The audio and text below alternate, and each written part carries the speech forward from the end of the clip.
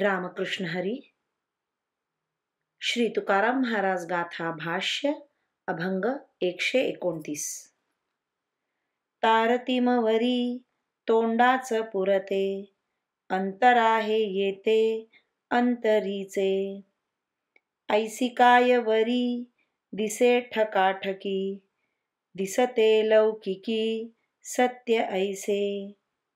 भोजनात द्यावे विष कालवूनी, मोह चाळवणी मारावया. तुका म्हणे मैंद देखो नेदी कुडे, आदराचे पुढे सोंग दावी.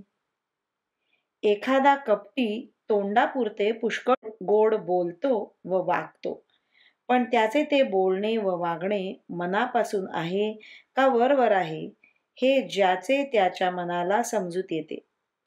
पण अशी फसवाफसवी योग्य असते काय? कारण व्यवहारात ती जरी खरी दिसत असली तरी ती मुळात खरी नसते.